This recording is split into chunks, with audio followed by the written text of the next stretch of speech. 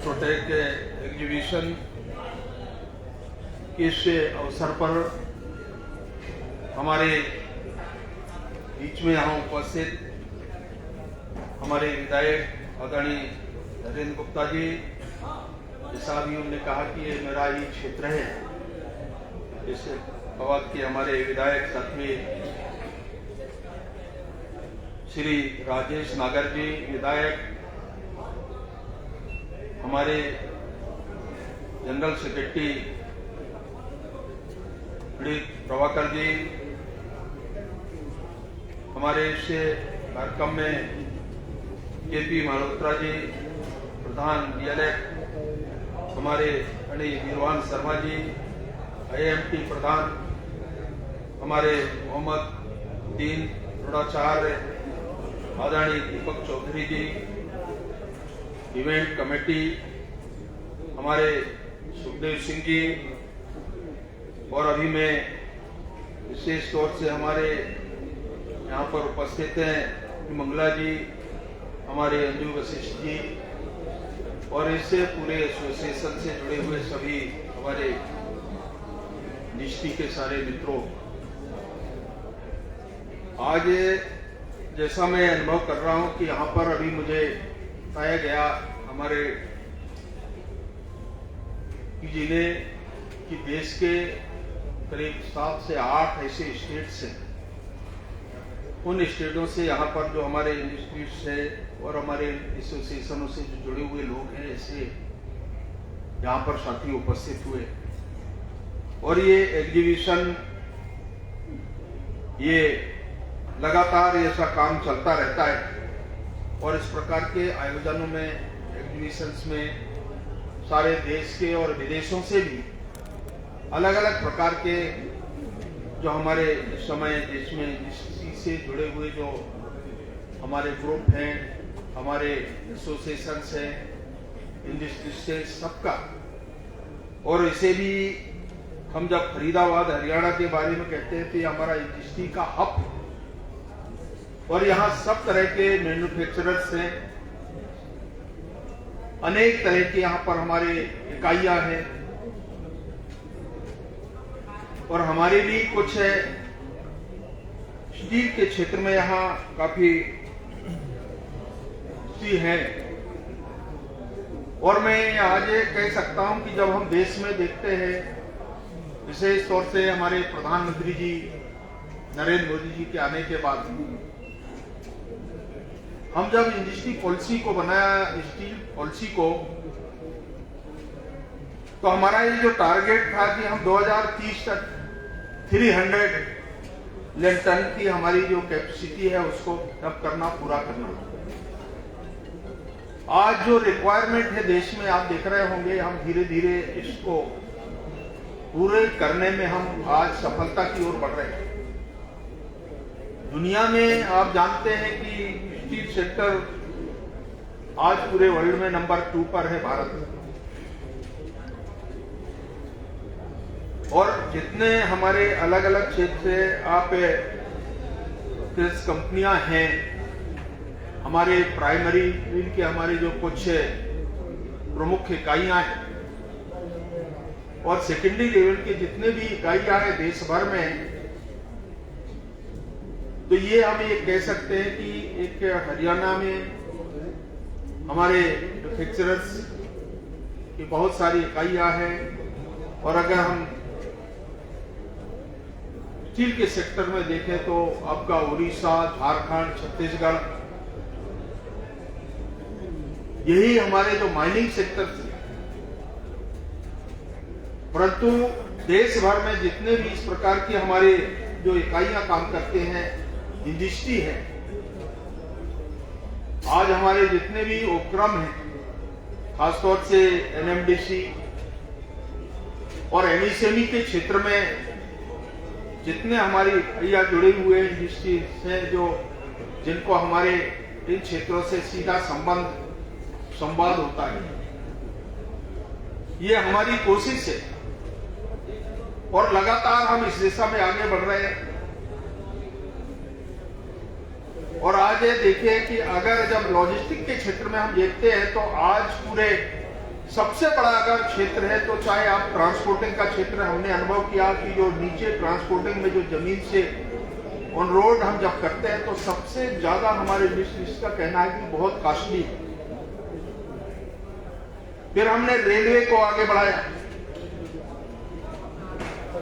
और सबसे सस्ता अगर है तो हमारे पोर्ट। आज भारत के अंदर आप देखें तो चाहे हमारे जितने बंदरगाह हैं आप उनको देखिए, आप उनको हमने डेवलप किया है, सारे हवाई मार्ग और हमारे जल मार्ग, रोड, हमें तीनों क्षेत्रों को ये पहली बार भारत के अंदर अगर इस दिशा को हमने आगे बढ़ाया शूटिंग को तो सबसे ज्यादा आसान। आज हमारा इंडस्ट्री अगर सर्वाइव कर रहा है तो उसके पीछे हमने जितना अधोसंरचना विकास में डेवलप किया है और आगे बढ़ा है उसके पीछे कारण यही है। और आज पूरे देश भर में इंडस्ट्री को हम जिस नजरिए से देख पा रहे हैं, हर सेक्टर में, अभी मैं रियल एस्टेट के क्षेत्र में कह सकता हूं, रूरल के अंदर हाउसिंग में आप देखिए, अगर आप कनेक्टिविटी के दृष्टि से देखें तो हमारे highway, national highway, NHI, rural, हमारे स्टेट हाईवे, हर सेक्टर अब हम आगे बढ़ेंगे। और ये कुछ समय के अंदर आज हमारी जो अगर अर्थव्यवस्था की दृष्टि से देखें भारत के बारे में तो हम आज बहुत अच्छी स्थिति में खड़े हैं। दुनिया के सामने हम नंबर 5 पर हैं। और आज देखिए प्रधानमंत्री जी का भी बार बार इस बात का संकेत रहता है कि भाई जिस प्लान को हम, जिस योजना को, जिस इंडस्ट्री को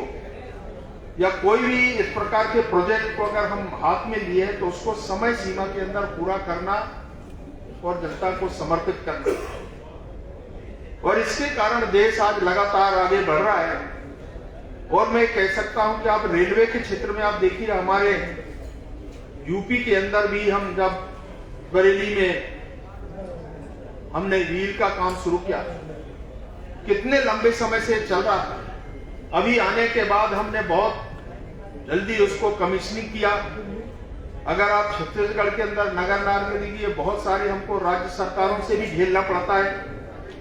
मैंने अभी बीच में कहा कि राज्यों के साथ में हमारा जो तालमेल, अगर उद्योगों को बढ़ाना है, एम्प्लॉयमेंट को जनरेट करना है, लोगों को इस दिशा में आगे बढ़ाना, आज यूथ, तो आज इसके लिए आप जिस दृष्टि से अगर आप विचार करेंगे तो प्रधानमंत्री जी का बार बार इस क्षेत्र में आग्रह रहता है। और इसलिए हमारे पॉलिसी को बहुत बार ऐसी परिस्थितियां हमारे सामने आई कि हम न तो कभी सेफ्टी के बारे में ध्यान दे पाए, और आज अगर हमने अलग लेकर के आए तो इसके पीछे भी एक कारण है। आज हर सेक्टर को हमने कोशिश किया है कि उसको सरवाइव करने के लिए उनको जितनी सुरक्षा सकते, इंडस्ट्री को आगे बढ़ा सकते हैं, हमारे रॉ मटेरियल्स के ऊपर कितना हम जो डिमांड है उस डिमांड को पूरा कर पा रहे हैं। हमारे पास पर्याप्त है, भंडारण है, परंतु कई बार राज्यों के कारण हमको कठिनाइयां होती हैं। और जो आसान तरीका हो सकता है उसको हम ध्यान में रख करके आपस में बातचीत करते हैं। और हमारे जितने भी जो डोमेस्टिक क्षेत्र है, आज अगर हम इंपोर्ट के क्षेत्र में आप देखें तो हमने उसको डाइवर्ट किया है कि ज्यादा से ज्यादा भारत के अंदर, भारत के हमारे मैन्युफैक्चरर्स, भारत के हमारे इंडस्ट्री है, हमारे टेक्सटाइल को हम कैसे इस क्षेत्र में बढ़ा सकते हैं और उसका मार्केटिंग जितना इसको आसान कर सकते हैं हमने कोशिश किया है। और मैं कह सकता हूं कि लगातार इन पिछले 5 वर्षों में हमने इंडस्ट्री को देखा है तो आज हम काफी आगे बढ़ रहे हैं। और इसीलिए मित्रों, मैं आज यहाँ पर आप सब साथी को कहना चाहता हूं कि आप लोगों के लिए इतने समय से आप इन सब उद्योगों से जुड़े रहे हैं, उस समय का अनुभव और आज का अनुभव आपको ध्यान में आता होगा कि वास्तव में आज हम इन इकाइयों को हम पनपाने में, उनकी एक्सेल कैपेसिटी को बढ़ाने में हम कितना आगे हैं। और मैं अभी कह रहा था कि आज लैंड, पावर और वाटर, ये इसकी बहुत आवश्यकता है। इसको कैसे हम मिनिमाइज कर सकते हैं?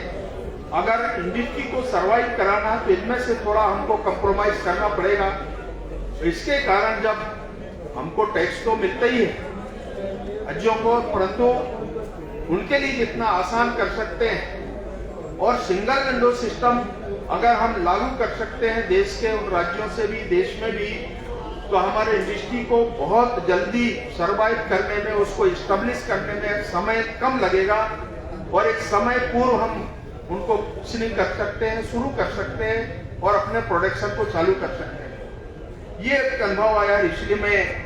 सब मित्रों को कहना चाहता हूँ, बहुत अच्छा आप लोगों ने इस एग्जीबिशन प्रारंभ को आपने आया है। इसमें सारे तरह के ऑटोमोबाइल्स और उन सबको आपने आमंत्रित किया है और मुझे लगता है कि इसको लेकर के हम जब आगे बढ़ते हैं तो हमारी जो प्रतिस्पर्धा है, हम इसमें भी बाजार के अंदर जो चीजें हम अनुभव करते हैं, ये भी एक बहुत महत्व का विषय है। हमने बहुत बार प्रगति मैदान के अंदर इन सबको देखा है, विदेशों में भी हम देखते हैं। तो इसी आधार पर इंडस्ट्री को जब एक साथ जोड़ करके हम आगे बढ़ते हैं, तभी इंडस्ट्री का,